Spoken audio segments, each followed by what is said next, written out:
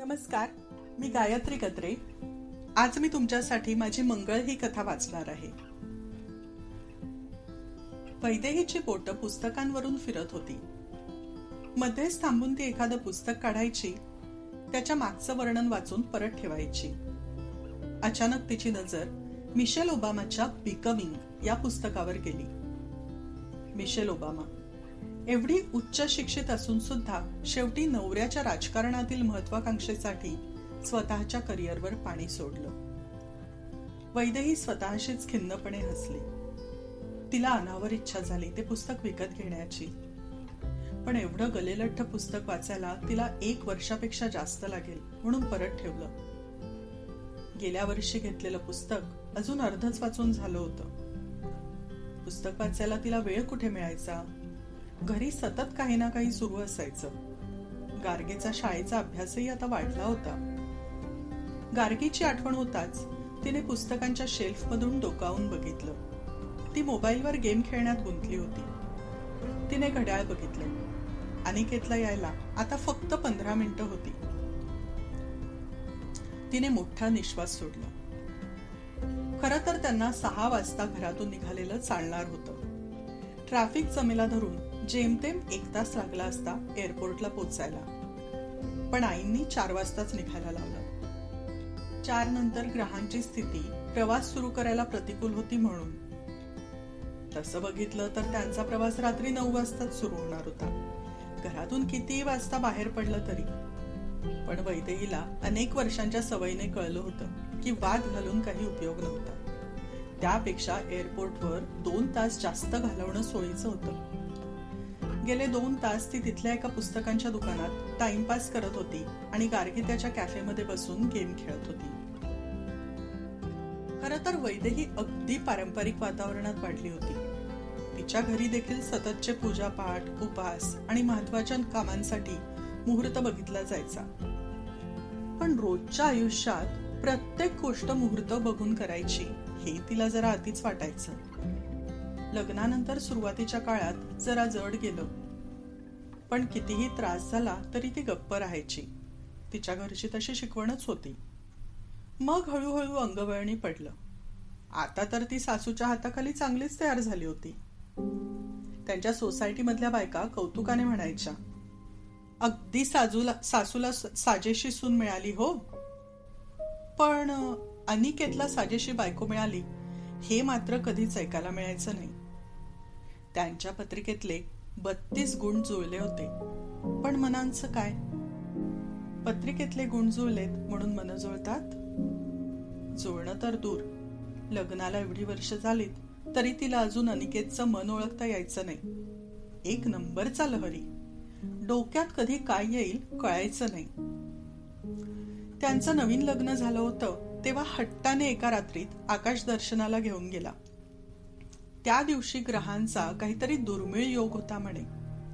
तिचे तेव्हा नवरात्रीचे उपास चालले होते. ती अगदी थकून गेली होती, पण त्याचा हिरमोड नको म्हणून इच्छा नसताना त्याच्यासोबत गेली. जेमतेम 1 तास जागल्यावर तिला गाढ झोप लागली. केवढा भडकला होता तो दुसऱ्या दिवशी. त्या रात्री आकाशात काय दिसणार होतं ते तिला अजूनही कळलं नव्हतं. गार्गी पण अगदी त्याच्यावरच गेली होती. तशीच लहरी आणि तसंच ग्रहताऱ्यांचं वेड. वैदेहीचा हात अनाहूतपणे पुन्हा एकदा बिकमिंगवरून फिरला. इकडे गार्गी गेमच्या फायनल स्टेजला पोहोचली होती. आज ती नक्की जिंकणार. मोबाईलने पुन्हा एकदा बॅटरी लो झाल्याचा मेसेज दिला आणि बंद पडला. श्या, या बॅटरीला पण आत्ताच संपायचं होतं. गार्गीने वैतागून फोन शॉर्टच्या खिशात ठेवला. तिने समोरचा कोकचा ग्लास उचलला आणि स्ट्रॉ मधून एक घोट प्यायली. कोक कधीच संपलं होतं. आता फक्त वितळलेल्या बर्फाचं थंडगार पाणी लागत होतं. एवढा वेळ गेमच्या नादात तिच्या लक्षातच आलं नव्हतं. शेवटी कंटाळून ती बाहेरची लगबग बघण्यात रमली. काही एअर होस्टेस एका तालात त्यांच्या स्टायलिश बॅग सोडत गेल्या. तेवढ्यात पलीकडच्या गेटला फ्लाईटच्या बोर्डिंगची अनाउन्समेंट झाली. बघता बघता त्याची लाईन गार्गीच्या टेबलपर्यंत येऊन पोहोचली. गार्गीला विमानाच्या प्रवासापेक्षा एअरपोर्टमध्येच जास्त इंटरेस्ट असायचा. विमानात तिला पहिल्या 5 मिनिटात बाहेर बघण्याचा कंटाळा यायचा. तेच ते आकाश, तेच ढग, किती वेळ बघायचं. मग ती मम्माच्या फोनमध्ये डोकं घालून बसायची. खरं तर तिच्या मैत्रिणींकडे स्वतःचे मोबाईल होते, पण गार्गीला फोन घेऊन द्यायला आजीने परवानगी दिली नव्हती. दादाकडे अनेकदा हट्ट करूनही काहीच फरक पडला नव्हता. मम्माकडे हट्ट करून तसाही काही उपयोग नव्हता. मम्माचा आजी समोर काही एक चालायचं नाही. गार्गीचा आणि आजीचा 36चा आकडा होता. 2 मिनिट एकमेकींशी पटायचं नाही. आजी सतत तिच्या वागण्या बोलण्यावर ताशेरे ओढत असायची. मग गार्गी पण हट्टाला पेटून मुद्दाम आजीला आवडणार नाही असं वागायची. मधल्या मध्ये मम्माची मात्र कोंडी व्हायची. गार्गीने ऐकलं नाही की आजी मम्माला दोष द्यायची. गार्गीला मम्मासाठी वाईट वाटायचं, पण आजीला तिच्या वागण्यात त्रास होतो याचं समाधान पण व्हायचं. दादा फारसा घरात नसायचा. ऑफिसच्या कामानिमित्त सतत बाहेरगावी असायचा. गार्गीला कधी कधी त्याचा हेवा वाटायचा. तेवढ्यात समोरची लाईन भराभर पुढे सरकली आणि अचानक समोर काही क्षण शांतता पसरली. नुकत्याच रिकाम्या झालेल्या पॅसेजमधून एक बाई केबिन बॅग ओढत गेली. प्रज्ञा मॅम? गार्गी डोळे विस्फारून बघत होती. हो, प्रज्ञा मॅमच. साधी कॉटनची कुर्ती, खांद्यापर्यंतचे केस मागे सैलसर बांधलेले आणि डोक्यावर त्यांचा तो फ्रेम नसलेला चष्मा. तिला धावत त्यांच्या मागे जायची इच्छा झाली, पण ती दिसली नसती तर मम्माला टेन्शन आलं असतं. तिची नजर आता घाईने मम्माला शोधायला लागली. एकीकडे प्रज्ञा मॅमकडे लक्ष ठेवत ती दुकानात शिरली. तिला मम्मा बिलाच्या रांगेत उभी दिसली. मम्मा, तुझं काम झालं की इकडेच थांब, तिला आलेच पटकन, असं म्हणत मम्माला काही बोलण्याची संधी न देता ती बाहेरच्या गर्दीत मिसळली. प्रज्ञा मॅम ज्या दिशेला गेल्या होत्या तिकडे धावत सुटली. इकडे तिच्या मम्माला घाम फुटला. अनिकेत यायची वेळ झाली होती. एअरपोर्टच्या या गर्दीत जर गार्गी हरवली तर भडका उडेल त्याचा. कधी नव्हे ते सुट्टीला निघाले होते तिघं. ती सुरू होण्याआधीच संपेल. पुस्तक विकत घेऊन ती पुढच्या 5 मिनिटात गार्गीला घेऊन गेट नंबर 20 कडे जायला निघणार होती. तिने एकदा हातातल्या बिकमिंगकडे बघितलं आणि तिच्या पुढे असलेल्या लांब लचक लाईनकडे बघितलं. नाईलाजाने तिने पुस्तक तिथेच ठेवलं आणि गार्गीला आवाज देत तिच्या मागे निघाली. दुकानातून जेमतेम बाहेर पडली आणि तिला लक्षात आलं की गार्गीच्या हातात बॅग नव्हती. ती धावत दुकानात परत आली. गार्गी बसली होती त्या टेबलच्या बाजूला. त्यांची बॅग तशीच होती. घाईघाईने तिचा हँडल बाहेर काढत ती गर्दीतून जमेल तशी घाई करत गार्गीच्या मागे निघाली. तरी अनिकेतला तिने सांगितलं होतं आपण एअरपोर्टच्या बाहेर भेटू म्हणून. तो क्लायंट मीटिंग आटपून परस्पर येणार होता. आताशा तिच्याकडून गार्गी आवरत नव्हती. या मुलीच्या डोक्यात कधी काय येईल सांगता यायचं नाही. एकीकडे गर्दीमध्ये गार्गीला शोधता शोधता दुसरीकडे तिच्या डोळ्यांसमोर अनिकेतचा भडकलेला चेहरा तरळायला लागला. तिला एअरपोर्टच्या गर्दीने भांबावून जायला झालं. प्रज्ञा कोपऱ्यावरच्या सीटवर येऊन बसली. तिची आधीची फ्लाईट लेट झाली होती, त्यामुळे धावपळच झाली होती जरा. पण अजून दिल्लीची फ्लाईट निघायला अर्धा तास होता. तिने ताबडतोब लॅपटॉप उघडला आणि डोक्यावरचा चष्मा डोळ्यावर चढवून दिल्लीच्या मीटिंगची तयारी सुरू केली. तिकडे गार्गी धावत गेट नंबर 7ला पोहोचली. तिला समोर प्रज्ञा मॅम दिसल्या. 2 सेकंद गार्गी त्यांच्याकडे बघत तशीच उभी राहिली. तिची छाती धडधडत होती, पण ती धावत आल्याने की त्यांच्याशी बोलण्याच्या विचाराने हे तिला सांगता आलं नसतं. शेवटी मनाचा हिया करून ती त्यांच्या समोर जाऊन उभी राहिली. प्रज्ञा मॅम. त्यांनी नाकावर घसरलेल्या चष्म्याच्या वरून तिच्याकडे बघितलं. काही सेकंद त्या बघत राहिल्या. मी फॅन, शाळेत तुमचं स्पीच, मार्स.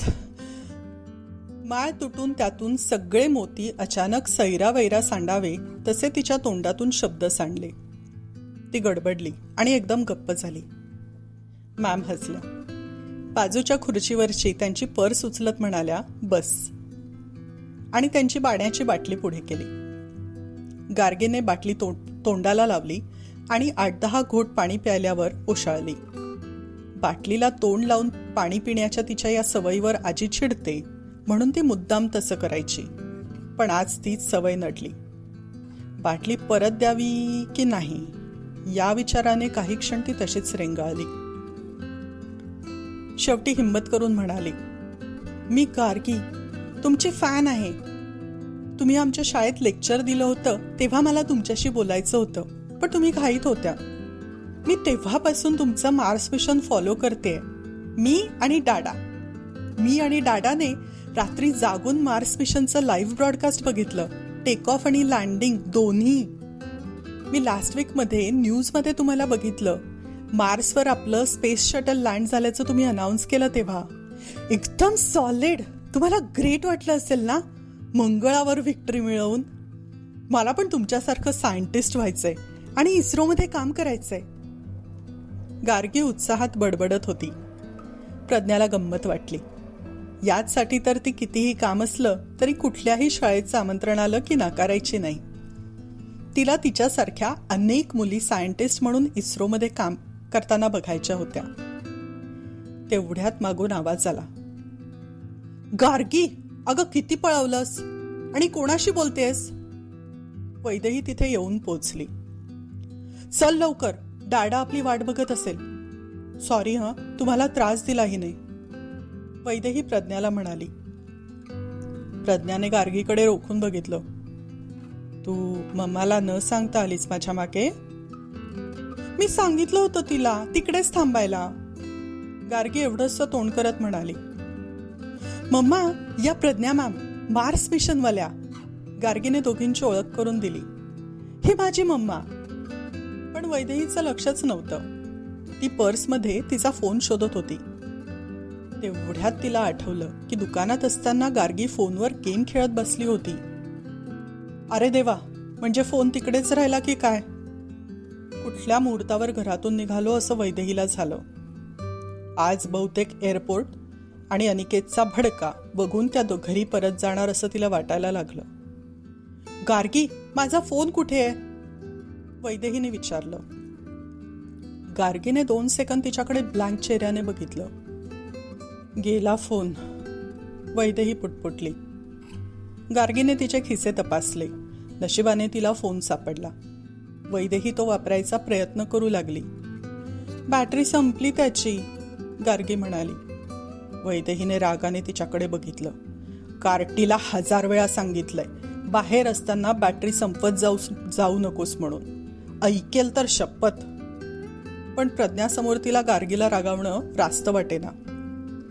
कुठे जाऊ नकोस, इथेच थांब. मी फोन चार्ज करून डाडाला फोन करते. गार्गीने मान डोलावली. प्रज्ञा अलिप्तपणे त्यांची गंमत बघत होती. गार्गी पुन्हा प्रज्ञाशी बोलण्यात मग्न झाली. नुकतंच इस्रोच्या मार्स टीमने यशस्वीरित्या पहिलं यान मंगळावर उतरवलं होतं. प्रज्ञा त्या प्रोजेक्टची टीम लीडर होती. गेली 4 वर्ष तिची टीम अहोरात्र काम करत होती. गेले 6 महिने तर ती जवळजवळ 24 तास ऑफिसमध्येच राहत होती. तिथेच तिच्या केबिनमध्ये सोफ्यावर 2-4 तास आडवी पडायची. बाकी पूर्ण वेळ कामात बुडालेली असायची. आठवड्यातून 1-2दा घरी जायची. एवढ्या मोठ्या मिशनला प्रॉब्लेम आले नसते तरच विशेष. 5 वेळा यानाशी संपर्क तुटला. एकदा तर 30 तास ते संपर्काच्या बाहेर होतं. 1 ना 2. पण गेल्या आठवड्यात यान यशस्वीरित्या मंगळावर उतरलं. टीव्हीवर त्याचं लाईव्ह प्रक्षेपण लाखो लोकांनी बघितलं. आज त्यांच्या अथक परिश्रमांमुळे भारत मंगळावर पोचणारा जगातला 3रा देश ठरला होता. प्रज्ञाला खरं तर विमानात बसण्याआधी दिल्लीच्या मीटिंगची तयारी करायची होती. पण गार्गीचा उत्साह बघून तिने तो विचार बाजूला सारला. गार्गीला मिशनबद्दल अनेक प्रश्न होते. तुमचा शटलशी 30 तास कॉन्टॅक्ट तुटला होता, तेव्हा तुम्ही काय केलं? असं झाल्यावर कॉन्टॅक्ट कसा एस्टॅब्लिश करतात?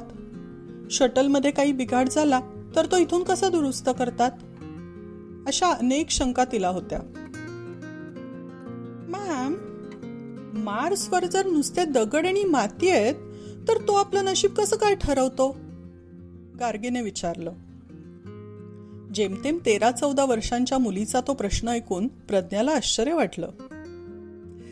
नाहीच ठरवत, तेच तर सिद्ध करायचंय आपल्याला, प्रज्ञा म्हणाली. गार्गीचा चेहरा उजळला. म्हणजे असं काही नसतं? आजी म्हणते की मला कडक मंगळ आहे, सारखी बोलून दाखवते. काही झालं की नशिबाला दोष लावते, तिच्या घरात मंगळाची मुलगी का घातली म्हणून. गार्गी तोंड फुगवत म्हणाली. प्रज्ञाला ऐकून कमाल वाटली. ते काही नाही, मी मोठी होऊन ॲस्ट्रॉनॉट बनणार आणि मंगळावर पाय ठेवणारी पहिली मुलगी बनणार. मग मी आजीला दाखवेन की माझ्या पत्रिकेत मंगळ नाही, मंगळाच्या पत्रिकेत मी आहे म्हणून, गार्गी ठामपणे म्हणाली. प्रज्ञाला हसू आलं. ते दाबत ती म्हणाली, दॅट्स द स्पिरिट. इकडे गार्गी प्रज्ञाशी बोलत होती तोपर्यंत तिच्या मम्माने डाडाला फोन करून गेट नंबर 7 बोलवलं. काय हे, तुम्हाला सांगितलं होतं ना गेट नंबर 20 भेटा म्हणून, आणि फोन का बंद आहे तुझा, वेंधळी कुठली. थोड्याच वेळात गार्गी आणि प्रज्ञाच्या कानांवर त्रासलेला आवाज पडला. आता काही काम होत नाही म्हणून प्रज्ञा लॅपटॉप ठेवायला वाकली. गार्गीने जाऊन डाडा हे बघ कोण म्हणत त्याला हाताला धरून ओढत प्रज्ञासमोर आणलं. प्रज्ञाचा तिच्या डोळ्यांवर विश्वास बसेना. अनिकेत? हो, अनिकेतच. पोट जरा सुटलंय आणि केस मागे गेलेत. कपाळावरच्या आठ्या इस्त्री केल्यासारख्या कोरल्या गेल्यात, पण तोच तो गोलमटोल चेहरा आणि त्रासल्यावर उजव्या भुवईवर अंगठ्याने चोळायची सवय. त्यांची नजरानजर झाली आणि क्षणात दोघं स्थळ काळाचं भान विसरले. प्रज्ञाचं मन भुर्रकन उडून मागे गेलं. 20-22 वर्षांपूर्वीची गोष्ट असेल. कॉलेजमध्ये दर महिन्याला सायन्स ग्रुपचे डिबेट व्हायचे. प्रज्ञा BScच्या शेवटच्या वर्षाला असताना एकदा विषय होता ॲस्ट्रॉनॉमी वर्सेस ॲस्ट्रॉलॉजी. ती ॲस्ट्रॉनॉमी टीममध्ये होती आणि अनिकेत ॲस्ट्रॉलॉजी टीममध्ये. दोघं हिरिरीने वाद घालत होते. शेवटी वेळ संपली, पण त्यांचं डिबेट नाही. दोघांना विभागून बक्षीस दिलं. मग दोघांच्या टीम्स पार्टी करायला एकत्रच कॅन्टीनमध्ये गेल्या. तो तेव्हा MScच्या शेवटच्या वर्षाला होता. दोघांचं ग्रहताऱ्यांवर प्रेम. भरपूर वेळ गप्पा रंगल्या. कॅन्टीन बंद करायची वेळ झाली तेव्हा लक्षात आलं, सोबतचे मुलं मुली कधीच निघून गेलेत. गाठीभेटी होऊ लागल्या. दर महिन्याला आकाशदर्शनाला एकत्र जायला लागले. सुरुवातीला मित्रमैत्रिणींसोबत, मग दोघंच. बघता बघता प्रेमात रूपांतर झालं. तिचं MSc होईपर्यंत अनिकेतला छानशी नोकरी लागली. एकदा दोघं आकाशदर्शनाला गेले होते. शास्त्रज्ञांना एका नवीन धूमकेतूचा शोध लागला होता तो बघायला. 430 वर्षांनी दिसणारा हा धूमकेतू म्हणजे अभूतपूर्व सोहळा होता. दोघं डोळे विस्फारून धूमकेतू बघत होते. अचानक अनिकेतच्या डोक्यात काय आलं कोणास ठाऊक. त्याच्या हातात 7-8 अंगठ्या होत्या, कुठल्या कुठल्या ग्रहांच्या. त्यातली हाताला लागेल ती अंगठी काढत त्याने धूमकेतूवरची नजर काढली आणि प्रज्ञाला काही कळायच्या आत गुडघ्यावर बसून ती पुढे केली. माझ्याशी लग्न करशील? प्रज्ञा मोहरली. धूमकेतूच्या साक्षीने ते त्यांचं नवीन आयुष्य सुरू करणार. किती रोमॅन्टिक. दोघांच्या घरचे भेटले. खरं तर प्रज्ञाच्या बाबांना तिने एवढ्या लवकर लग्न करणं पसंत नव्हतं. त्यांची इच्छा होती तिने अजून शिकावं, स्वतःच्या पायावर उभं राहावं. पण दोघांची थांबण्याची तयारी नव्हती. दोघांनी मनातल्या मनात लग्नाची तयारी सुरू देखील केली होती. एक दिवस अनिकेतच्या आईने तिची पत्रिका मागितली. प्रज्ञाच्या घरात या सगळ्या गोष्टींवर विश्वास नसल्याने तिची कधी पत्रिकाच बनवली नव्हती. तिच्या बाबांचा नाराजीचा सूर आला. पण जाऊ द्या ना बाबा, त्यांचा खूप विश्वास आहे या गोष्टींवर, असते एकेकाची श्रद्धा, असं म्हणत तिने त्यांना समजावलं. पत्रिका नाही हे ऐकल्यावर त्यांना मुलगी अंगठा छाप आहे सांगितल्यावर बसावा तेवढा धक्का बसला.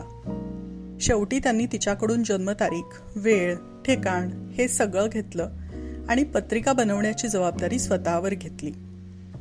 तिथेच माशी शिंकली. पत्रिका बनवल्यावर कळलं की प्रज्ञाला मंगळ आहे म्हणून. अनिकेतने अनेक विनवण्या करून सुद्धा त्याच्या आईने लग्नाला परवानगी दिली नाही. तिकडे प्रज्ञाच्या वडिलांचा राग अनावर झाला. बघ, मी सांगत नव्हतो ते लोक तुझ्यासाठी योग्य नाहीत म्हणून. असल्या अंधविश्वासू लोकांमुळेच आपला देश मागे पडलाय, म्हणत त्यांनी देखील तो मुद्दा संपवला. प्रज्ञाला आशा होती की अनिकेत काहीतरी करेल म्हणून, पण लवकरच तिच्या लक्षात आलं की त्याची आईसमोर तोंड उघडण्याची हिंमत नव्हती. त्यांच्या घरात आईचा निर्णय अंतिम होता. कोणाचं काही चालायचं नाही. प्रज्ञाला कशातच रस उरला नाही. तिने 1 वर्ष अनिकेतची वाट बघितली. शेवटी बाबांनी तिला बळजबरीने PhD ला ऍडमिशन घ्यायला लावली. सुरुवातीची 1-2 वर्ष चालढकल केल्यावर तिला इंटरेस्ट येऊ लागला. गोल्ड मेडल घेऊन ती PhD झाली. तिच्या थिसिसमध्ये इंटरेस्ट घेऊन इस्रोने तिला आधीच नोकरी दिली होती. बघता बघता तिने स्वतःला कामात झोकून दिलं. लग्नाचा विषय तिने डोक्यातून कायमचा काढून टाकला. काही सेकंदांच्या नजरभेटीत सगळा भूतकाळ त्यांच्या डोळ्यासमोरून गेला. Dada, say something, you are embarrassing me. Gargi त्याच्या कानात कुजबुजली. अनिकेत भानावर आला. नाईस टू मीट यू म्हणत तो कसनुसा हसला. प्रज्ञाने आता वैदेहीकडे नीट निरखून बघितलं. अनिकेतने 4 चौघांसमोर टाकून बोलल्याने ती जरा दूर जाऊन उभी राहिली होती. डोळ्यातलं पाणी लपवत फोन बघत असल्याचं भासवत होती. प्रज्ञाच्या पत्रिकेत मंगळ नसता तर ती आज वैदेहीच्या जागी असती. विचाराने तिच्या अंगावर शहारा आला. अनिकेतची नजर प्रज्ञाच्या हातातल्या त्या अंगठीकडे गेली. अनेक वर्षांपूर्वी धूमकेतूच्या साक्षीने घातलेली पोवळ्याची अंगठी अजून तिच्या हातात तशीच होती. एवढ्या वर्षात अनिकेतची आठवण मागे पडली असली तरी अनेकदा ठरवून देखील तिला ती अंगठी काढता आली नव्हती. मंगळ असल्याने लग्न झालं नाही म्हणून ती PhD झाली. इस्रोमध्ये नोकरी मिळाली आणि त्याच मंगळावर भारताचं यान पोहोचवण्याचं भाग्य तिला मिळावं. नियतीच्या या खेळाचं तिला हसू आलं. अनेक वर्ष ती अंगठी तिच्यासाठी एक प्रश्न होती. पत्रिकेत मंगळ नसता तर आज तिला त्या प्रश्नाचं उत्तर मिळालं होतं. शेवटी ग्रह ताऱ्यांचा नशिबावर काही फरक पडत नाही म्हणता म्हणता त्या मंगळानेच तिचं मंगल केलं होतं. तेवढ्यात तिच्या फ्लाईटच्या बोर्डिंगची अनाउन्समेंट झाली. ती सामान उचलत उठली. गार्गीच्या डोक्यावर हात ठेवत म्हणाली, चल बाळा, मला आता जायला हवं. तुला ऑल द बेस्ट. तुझी सगळी स्वप्न पूर्ण होतील. माझं एक काम करशील? गार्गीने खुशीने मान हलवली. तू जेव्हा ॲस्ट्रॉनॉट बनून मार्सवर जाशील तेव्हा तिथे ही अंगठी सोडून येशील? असं म्हणत तिने ती अंगठी काढून गार्गीच्या हातात दिली. गार्गीने प्रश्नार्थक चेहऱ्याने तिच्याकडे बघितलं. तुला माहितीये, मला पण मंगळ आहे. आज मी जे काही आहे ते त्या मंगळामुळे. माझ्याकडून थँक्यू म्हणून ही अंगठी त्याला भेट दे. आणि एक गोष्ट लक्षात ठेव, तुझ्या पत्रिकेतला मंगळ तुझं पण मंगलच करेल. सामान उचलून प्रज्ञा तिच्या फ्लाईटच्या दिशेने निघून गेली.